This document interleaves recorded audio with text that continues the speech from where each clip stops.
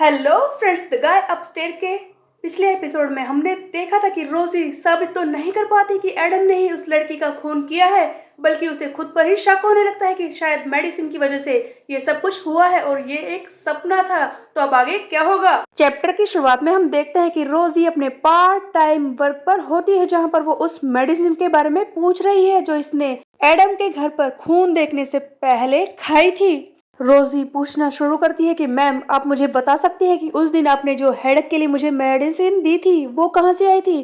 तब ये औरत कहती है कि वो ज़्यादा कुछ नहीं, वो तो मेरे दोस्त ने मुझे दी थी। तब रोजी कहती है कि क्या कहा आपने? वो एक पेन किलर थी? क्या वो MOH अप्रूव थी? रोजी जानना चाहती है कि क्या वो दवाई गवर्नमेंट अप्रूव थी या नहीं। तब ये लेडी कहती है कि ये सारी बातें इतनी इंपॉर्टेंट नहीं है, जल्दी से अपना काम करो। तब रोजी कहती है कि आप मुझे ये तो बता सकती हैं कि आखिरकार उस दवाई में था क्या? तब ये लेडी कहती है कि क्या, बस उसमें थोड़े से हर्ब्स थे। तब रोजी कहती है कि आप इतना कैजुअली कैसे कह सकती हैं? आपको पता भी है पैरासीटामोल क्या होती है, आइबुप्रोफेन क्या होती है? आपके इस दोस्त की शिकायत मैं MOH डिपार्टमेंट में करूंगी। आपने पता नहीं मुझे कौन सी दवाई खिला दी है। अगले सीन में हम देखते हैं कि हवा कहती है कि क्या कहा तुमने? तुम्हारे बॉस ने तुम्हें 1 हफ्ते की छुट्टी दे दी है? तब ये रोजी बताती है कि हाँ, सही कहा।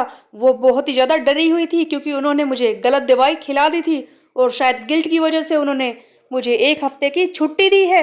तब हवा कहते हैं कि ओ, लगता है कि अगले हफ्ते तुम्हारी छुट्टी है, तो इसका मतलब हम अनीसा और क्रिस्टीन की पार्टी में जा सकते हैं। मैं जल्दी से उन्हें बताती हूँ कि तुम भी वहां पर आ रही हो, हम दोनों का नाम उस लिस्ट में लिख दें। तभी हम देखते हैं कि रोजी सोच में पड़ जाती है कि जरूर मैंने कोई गलत दवाई खा ली थी, तभी तो मैं उस लड़के एडम के बारे में ये सब सोच रही थी कि वो एक किलर है, उसने किसी को मारा है। अरे यार, ये मैंने क्या कर दिया? मैंने बार बार उस पर चिल्लाया, मैं उसके घर पर पुलिस को भी लेकर गई थी। वो मेरी ही बिल्डिंग में रहता है, इस बार मैं उसे फेस कैसे करूंगी? तभी हम देखते हैं कि रोजी अपनी दोस्त हवा से पूछती है कि हवा, तुम तो आज बहुत ही ज्यादा खुश लग रही हो। तब हम देखते हैं कि हवा कहती है कि तुमने नोटिस नहीं किया, ये देखो आज मैंने पोनी टेल बनाई है, मैं कितनी ज्यादा सुंदर लग रही हूँ। तुमने नोटिस नहीं किया क्या?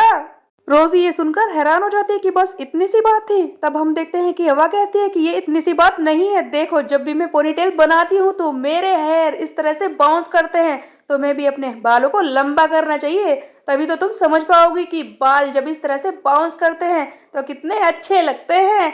तब रोजी कहती है कि ओ माय गॉड हवा, तुम कितनी क्यूट हो, प्लीज हमेशा तुम ऐसे ही रहना। इसी बीच में हम देखते हैं कि रवि चिल्लाते हुए आता है कि रोजी, तुम ठीक तो हो ना मेरी डार्लिंग?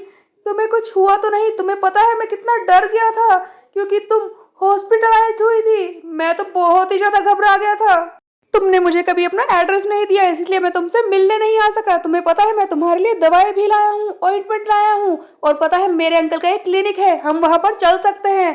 तब हवा कहती है कि कंट्रोल करो रवि, ये ठीक है। तब हवा कहती है कि वैसे ये तुम्हारी वो स्पेशल ऑइंटमेंट यूज कर सकती है जो तुम अपनी फैमिली से लेकर आए हो। इसी बीच में हम देखते हैं कि ये ऑडिटोरियम में आ जाते हैं जहाँ पर अनीसा और क्रिस्टीन, इनसे हवा कहती है कि वो भी पार्टी में आ सकती है रोजी के साथ। तभी हम देखते हैं कि अनीसा और क्रिस्टीन किसी बारे में गॉसिप कर रही होती है और कहती है कि लगता है ये तो हवा ही है। हवा पूछने लगती है कि तुम क्या बातें कर रही हो? तब हम देखते हैं कि अनीसा और क्रिस्टीन बताती है कि देखो, हमारे यूनिवर्सिटी पेज पर किसी ने कन्फेशन किया है और ये देखने में ऐसा लगता है कि तुम हो। रोजी सोचती है कि क्या यूनिवर्सिटी का कन्फेशन पेज? तब ये रवि बताता है कि वहां पर यूनिवर्सिटी के लोग कन्फेशन भेजते रहते हैं। तब हम देखते हैं कि अनीसा और क्रिस्टीन उस पेज के बारे में बताती है हवा को। यहाँ पर एक पोस्ट है जिसमें इतने ब्यूटीफुली इस हवा की डिस्क्रिप्शन को दिया गया है कि ये कितनी ब्यूटीफुल है। एक लड़की को मैंने बिल्डिंग के बाहर देखा जिसकी पोनीटेल कितनी अच्छी है, और इस तरह से हवा की डिस्क्रिप्शन लिखी हुई थी। सभी लोग हवा के बारे में बोलने लगते हैं। देखो, ये तेजा प्राइवेट यूनिवर्सिटी का कन्फेशन पेज है, यहाँ पर किसी ने तुम्हारे बारे में ही लिखा है। ऐसा लगता है कि वो तुम्हें काफी पसंद करता है हवा, उसे तुम पर क्रश है। क्या तुम उसे बॉयफ्रेंड नहीं बनाना चाहती? क्या तुम्हारा कोई और बॉयफ्रेंड है? जिस पर हवा कहती है कि नहीं नहीं, मेरा कोई बॉयफ्रेंड नहीं है, आज से पहले मेरा कोई बॉयफ्रेंड रहा ही नहीं। अनीसा और क्रिस्टीन तो हवा के पीछे पड़ जाती हैं। अरे ये तुम क्या कह रही हो? तुम तो इतनी पॉपुलर हो, तुम्हारा कोई बॉयफ्रेंड नहीं रहा। ये सारी बातें सुनकर रोजी ऑकवर्ड महसूस करने लगती है कि हाँ, यही सब गॉसिप, लड़कियों का फेवरेट टॉपिक, तभी रवि कहता है कि क्या बात है, लव के बारे में बातें कर रहे हैं। रोजी बताओगे तुम्हारा कोई बॉयफ्रेंड रहा है? लेकिन रोजी का दिमाग तो इसी बात पर है कि किसी ने अचानक से हवा को कन्फेस किया है, लेकिन वो कौन है? क्या सचमुच वो हवा ही है जिसके बारे में उसने लिखा है? क्या उसे हवा पर क्रश है या फिर वो कोई स्टोकर है?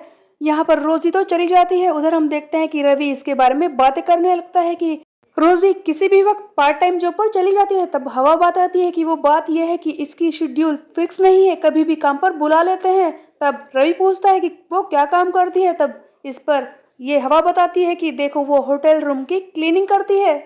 इस पर रवि कहता है कि क्या होटल क्लीनिंग का काम? बेचारी रोजी वो इसीलिए शायद थकी रहती है। इसी बीच में हम देखते हैं कि एक लड़का जिसने मास्क पहना हुआ होता है जानबूझकर आकर इस हवा को टक्कर मार देता है। हवा समझ नहीं पाती कि ये कौन है। जैसे ही आदमी पीछे की तरफ मुड़ता है, हवा इसकी शक्ल को थोड़ा सा देख लेती है और हैरान रह जाती है कि कहीं ना कहीं कुछ गड़बड़ है, क्या मैंने इसे कहीं पर देखा है? तब रवि उस लड़के से कहता है कि हे, तुम इस तरह से क्यों चल रहे हो? क्या तुम कुछ ढूंढ रहे हो? तभी हम देखते हैं कि वो लड़का कहता है कि नहीं नहीं, ऐसा कुछ भी नहीं है, मैं तो बस किसी काम से जा रहा था। और वो चुपचाप यहाँ से चला जाता है। वो अपने फेस को भी ढकने की कोशिश कर रहा था। हम देखते हैं कि वो अचानक से मुड़कर वहां से भाग जाता है। उसके बाद रवि एंड हवा दोनों ही अपने अपने घर चले जाते हैं। अगले सीन में हम देखते हैं कि रोजी अपने पार्ट टाइम जॉब पर आ चुकी है, ये वीडा होटल जहाँ के रूम्स को वो क्लीन करती है। तब रोजी कहती है कि मैम, अब मैं जा रही हूँ क्योंकि कल ही आपने मुझे 1 हफ्ते की छुट्टी दी थी और मेरा काम अब खत्म हो चुका है। इसी बीच में हम देखते हैं कि वो औरत रोजी से कहती है कि हे, मैं जानती हूँ कि तुम्हारी 1 हफ्ते की छुट्टी है, लेकिन काम खत्म नहीं हुआ है। जल्दी से सारा कूड़ा उठाओ और इसे बाहर रख कर आओ। सारा काम खत्म करने के बाद बेचारी रोजी बहुत ही ज्यादा थक जाती है और इसी बारे में सोच रही है कि मुझे 1 हफ्ते की तो छुट्टी दी है, लेकिन मैम को तो ऐसा लग रहा था कि आज ही मुझसे सारा काम करा लेंगी। उसके बाद हम देखते हैं कि रोजी फाइनली अपने घर तो पहुंच चुकी है, लेकिन वो बहुत ही ज्यादा थकी हुई है। उसे रियलाइज भी नहीं हो रहा कि शायद उसके कोई पीछे है। रोजी आराम से चलते हुए लिफ्ट तक आती है और बटन को प्रेस करने वाली होती है, लेकिन पीछे से कोई आ जाता है जो बटन को प्रेस करने की कोशिश करता है। वो कोई और नहीं, एडम ही होता है जो इसके पीछे से इतनी देर से आ रहा था। तभी हम देखते हैं कि रोजी रियलाइज ही नहीं करती कि वो इसके पीछे है और बहुत ही ज्यादा डर जाती है। लेकिन जैसे कि एडम पूरी दुनिया के सामने अच्छा ही बिहेव करता है, रोजी के सामने वो अच्छा बिहेव करता है और कहता है कि गुड इवनिंग। तब हम देखते हैं कि रोजी किसी तरह से खुद को संभालती है और कहती है कि अरे यार, ये क्या कर दिया मैंने? मुझे तो पता भी नहीं चला कि ये इतनी देर से मेरे पीछे आ रहा था। ऐसा कैसे हो सकता है? क्या मैं इतनी ज्यादा थक चुकी हूँ और ये मेरे सामने कैसे आ गया? उस दिन तो मैंने इसके साथ जो भी कुछ किया था, मैंने इस पर मर्डर का चार्ज लगवाया था और इसके घर पर पुलिस भी लेकर गई थी। ऑकवर्ड सिचुएशन है, लगता है मुझे इससे माफी मांगनी ही होगी। रोजी बात करना शुरू करती है और कहती है कि वो बात यह है कि उस दिन मेडिसिन की वजह से लगता है मेरा दिमाग घूम गया था। मुझे समझ नहीं आ रहा था कि मैं क्या कह रही थी। क्या तुम मुझे माफ कर सकते हो? क्योंकि मैं थकी हुई थी। और तुम तो मुझे हॉस्पिटल भी लेकर गए थे। मैं जानती हूँ कि हमारे बीच में सिचुएशन बहुत ही ज़्यादा ऑकवर्ड है, मैंने तुम्हारे साथ गलत किया है, लेकिन मैं तुमसे माफ़ी मांगना चाहती हूँ। तभी हम देखते हैं कि एडम कहता है कि ओह, ऐसी बात है, कोई बात नहीं, वैसे भी ऐसा होता ही रहता है। तुम इस बारे में ज़्यादा मत सोचो। ये बताओ कि तुम्हारा वॉन्ट कैसा है जो तुम्हारे सर पर लगा था? तब रोजी कहती है कि क्या तुमने मुझे माफ़ कर दिया? वो बात यह है कि ये ठीक है। तब ये एडम कहता है कि तुम्हारा नाम रोजी है ना, मैंने सही कहा ना? तब रोजी कहती है कि हाँ, तुम्हें कैसे पता? तब एडम कहता है कि उस दिन वो तुम्हारी दोस्त थी ना, बार बार तुम्हारा नाम ले रही थी, रोजी। तब रोजी पूछती है कि तुम्हारा नाम क्या है? मैंने कभी पूछा ही नहीं। इस पर एडम बताता है कि मेरा नाम है एडम बेहरी। दोनों ही लिफ्ट में आ चुके हैं, बातें शुरू हो चुकी हैं। यहाँ पर रोजी बताती है कि वैसे मेरा नाम तो रोजाना है, लेकिन सब मुझे रोजी बुलाते हैं। तब एडम कहता है कि तुम्हारा नाम तो काफी अच्छा है। जिस पर रोजी कहती है कि क्या रोजाना, तुम्हें ये नाम अच्छा लगा? मैं जानती हूँ कि तुम मुझे जानबूझकर कॉम्प्लीमेंट दे रहे हो, तुम्हें इस तरह से फोर्सफुली ऐसा करने की जरूरत नहीं है। मैं जानती हूँ कि ये ओल्ड फैशन्ड है और बहुत ही टैकी है। जिस पर एडम कहता है कि ऐसा तो कुछ नहीं है, तुम्हारा नाम सचमुच अच्छा है। तब रोजी कहती है कि इसका मतलब तुम ये कहना चाहते हो कि मैं ओल्ड फैशन्ड हूँ? तब एडम कहता है कि नहीं नहीं, ऐसी बात नहीं है। रोजाना एक अरेबिक नेम है जिसका मतलब होता है पैशनेट, और रोज, रोज भी तो कितना ग्रेसफुल होता है। मुझे ऐसा लगता है कि तुम्हें ये नाम काफी सूट करता है, तुम उसी की तरह हो, इस नाम की तरह बिल्कुल ब्यूटीफुल। और तुम्हारा ये नाम भी काफी सुंदर है। ये सुनते ही रोजी बहुत ही ज्यादा हैरान रह जाती है कि क्या ये मुझे इम्प्रेस करने की कोशिश कर रहा है। नहीं, ऐसा नहीं हो सकता। मुझे ऐसा लगता है कि शायद ये इसी तरह से बात करता होगा। ऐसा तो हो ही नहीं सकता कि ये मुझे कॉम्प्लीमेंट करे या फिर मेरे साथ फ्लर्ट करने की कोशिश करे। ऐसा बिल्कुल भी नहीं हो सकता।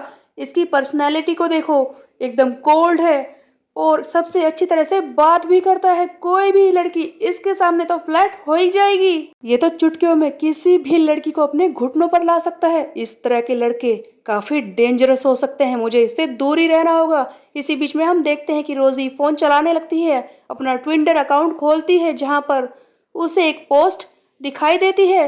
जैसे ही वो इस पोस्ट को देखती है उसे बहुत ही बड़ा शौक लगता है कि हाँ, ये कैसे हो सकता है।